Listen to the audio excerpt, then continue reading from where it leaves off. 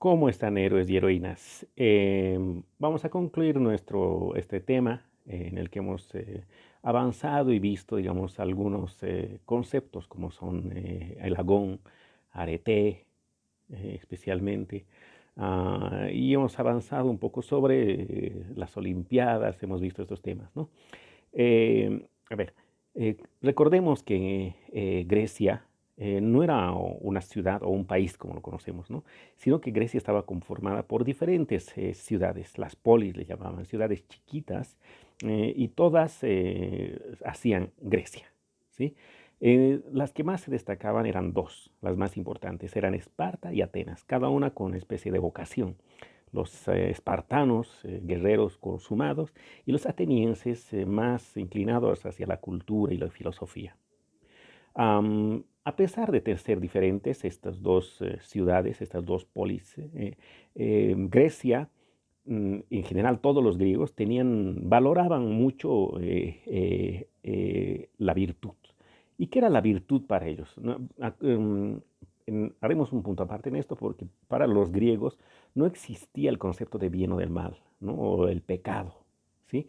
Pero sí que ellos valoraban la virtud y en contraposición a la virtud estaba el vicio, ¿sí? Um, ¿Qué era ser virtuoso? Ser virtuoso era ser equilibrado, mesurado, guardar la templanza, decían ellos, ¿no? La virtud se la conocía con otro nombre, que era el sofrosine, ¿sí? En cambio, aquel que no guardaba el equilibrio, que era presa de sus emociones o de sus sentimientos, eh, o se excedía o le faltaba fuerza o valor o era muy arrojado, eh, mm, era alguien que no era virtuoso, sino que estaba presa de un vicio, estaba preso de un vicio o presa de un vicio, ¿sí? Acuérdense, por ejemplo, cómo el Partenón, estos arquitectos y estos escultores, de alguna manera, eh, también participaban de este concepto de lo que es el equilibrio. Acuérdense, fíjense algún momento, pueden buscar en internet el Partenón o estas construcciones que nos han legado los griegos, el equilibrio, la simetría que guardaban las construcciones. Lo mismo hacían los escultores. Un cuerpo humano tenía que ser un cuerpo simétrico, tendría que guardar las proporciones, ¿no? Un cuerpo bello tenía esas proporciones. Alguien que nacía con un brazo chiquito, con un pie más corto, deforme, era alguien que era menospreciado, ¿no? Y que consideraban que este había sido menospreciado. Por eso los niños que nacían con este tipo de deformidades eran arrojados o llevados a un monte, y en algunos casos dice la historia que también a los lobos, ¿no? En cambio, los niños y niñas que eran bien proporcionados se quedaban en Grecia. Entonces, están estos dos conceptos, ¿no? El de sofrosine y hibris, o virtud y vicio, ¿no? Y también había un concepto que es el agón o la competitividad. Y esto nace de la idea de que ellos pensaban que los griegos deberían llegar a cultivar la excelencia. ¿Qué era ser excelente? Excelente. Era ser virtuoso, básicamente, ¿no? Alguien que era un buen guerrero, no era un guerrero que se arrojado, no era un guerrero intrépido, no era un guerrero temeroso. Un guerrero sabía cuándo actuar, era equilibrado, era mesurado en sus acciones, sabía dónde levantar escudo, sabía dónde dar con la espada y en qué momento actuar. No se sobresaltaba un guerrero. Un guerrero guardaba eso. Igual lo mismo con los filósofos, ¿no? Los filósofos no discutían, no peleaban con palabras, sino que dialogaban.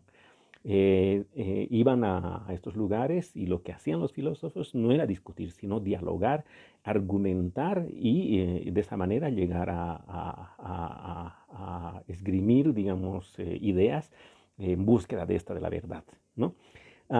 Y esta excelencia, ellos decían, solamente se logra a través del ejercicio diario, ¿no? La búsqueda de la virtud, el llegar a la virtud, el de llegar a ese equilibrio que se buscaban, solamente se podía hacer a través de la acción diaria.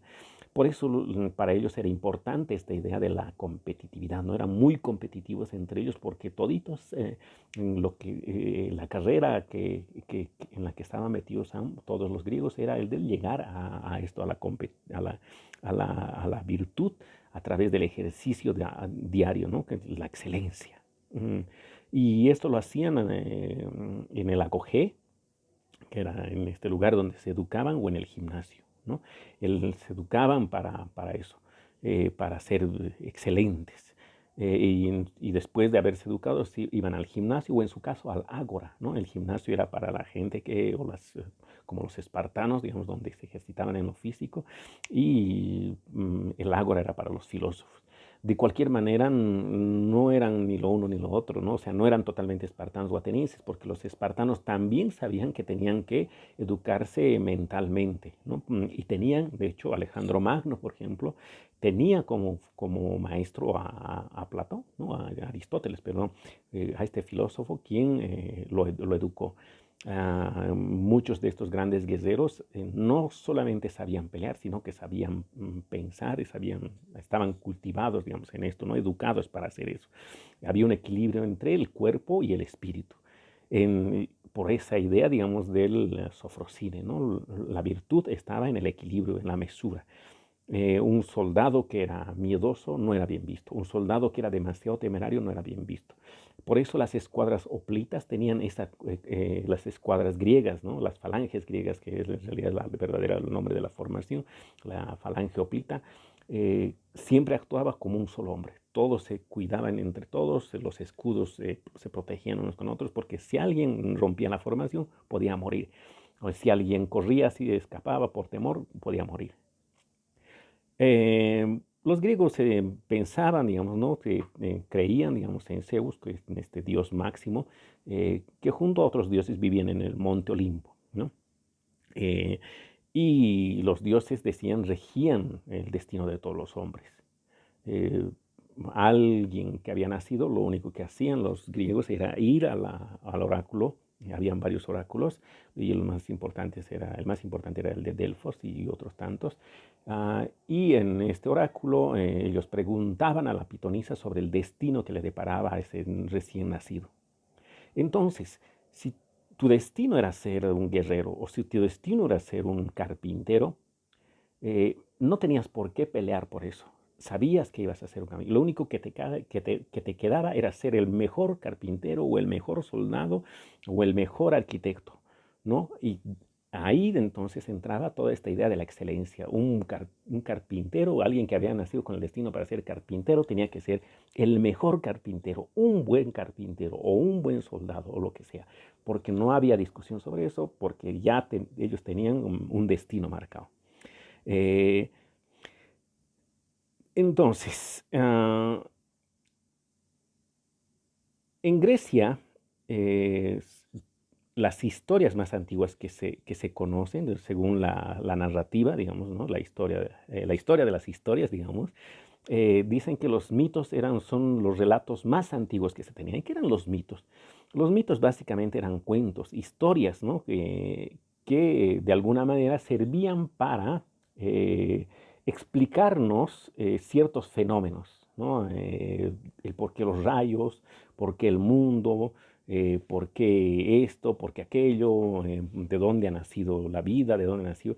Entonces, lo que dicen es la humanidad, y un legado fuerte que tenemos es justamente de los griegos, son todos este cúmulo de mitos, digamos, que nos legaron, digamos, ¿no?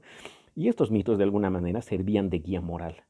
Y en estos mitos habían personajes principales que actuaban, digamos, dentro de estas historias, dentro de estos relatos, que eran en unos casos dioses y los semidioses, ¿no? Eh, y en estas historias acuérdense que los mitos servían de guía moral, ¿no? En un momento sí explicaban, pero había otro momento en que nos servían de guía moral a los dioses. ¿De qué manera? en la manera en que cuando se desarrollaba la historia había ciertos personajes, unos personajes principales, que se atrevían a desafiar a los dioses y a sus destinos. En las historias estos personajes principales eran castigados y estos personajes recibían el nombre de protagonistas. Los protagonistas entonces eran estos personajes principales que habían desafiado al destino y a los mismos dioses, ¿no? Y que después serían castigados. Protagonistas, así se escribe en griego, protagonistas. ¿Qué significa protagonista? Que es la unión de dos palabras, proto y agón. Son dos palabras griegas también, ¿no? ¿Qué es proto? Bueno, proto significa primero, protozoario, ¿no? Protomártir, prototipo. Entonces, proto es primero. Y acuérdense la palabra agón, ¿no? Agón que tenía que ver con la competitividad, con la acción. Entonces, el significado de protagonista es el primer combatiente, el primero que actuó, el primer jugador. Un protagonista era eso, ¿no? Alguien que actuaba.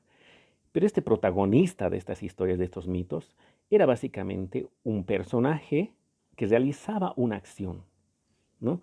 Una acción desafiante, acuérdense de los mitos, una acción desafiante eh, eh, a través de la cual se iba a enfrentar a los dioses o a su propio destino. Pero como esta acción de desafío ya de por sí tenía un vicio, es decir, el hibris, ¿se acuerdan? ¿No?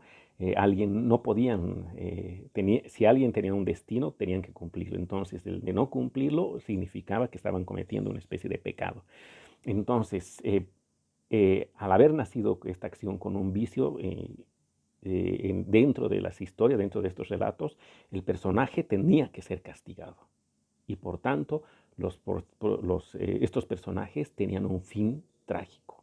Y ese es el nacimiento de la tragedia y es el nacimiento de todas las historias, ¿no?